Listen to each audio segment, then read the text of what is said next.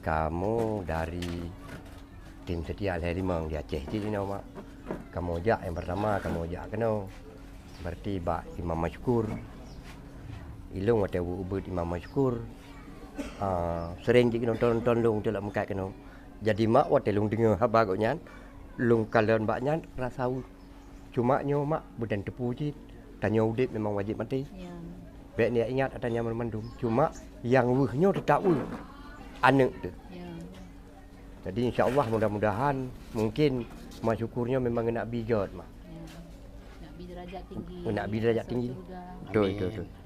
Sebab dia menyo meninggal kita nyo kadang-kadang dia meninggal lepak mana. Tapi menyo meninggal nyo ilahnya ada urang.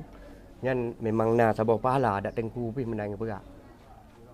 Jadi long pi luak merempak ngendron maknyo kan kepulain dengan ayah pun kalau lu merempak tiga. Orang yang ngendron lu merempak tiga tu.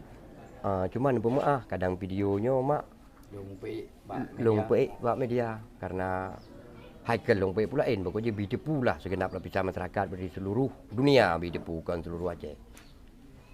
Yang kenyang sekali mak dari kamu. Bude? Partner bacut dari Alhamdulillah. yang sebenarnya kan talung ditip mak. Bude setia yang ditip setia Al-Haplay mak. Ya, banyak umur tu selamat Amin. iman. Amin. Berarti segala kejadiannya phone di telepon Mbak Ron, Badi. Mbak Adi. Dia baru Mbak Ron. Jadi teleponnya nggak aktif tapi Lagi lah dari api belum tahu belum cok api lewatnya. Anak kecil. nggak aktif. Yang kebak kena kata-kata terakhir la ilaha illallah terakhir nanti ingat mak. Anak lu ui. La ilaha illallah terakhir yang enggak ada inang tu.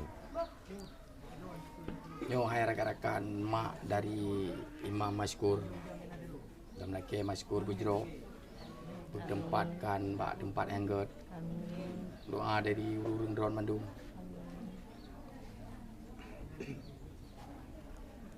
Lanjutlah mak. Okay. Salam ahlul surga memandum para masyarakat yang kan terima ulun tuan hadir bak remo duka pada urang berbahagianya.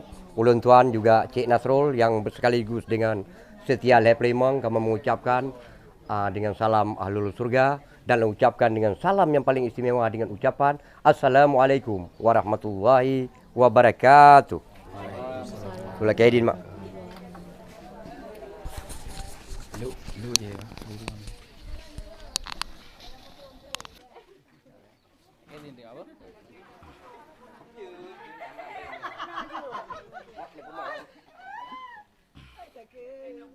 Kabeh ya.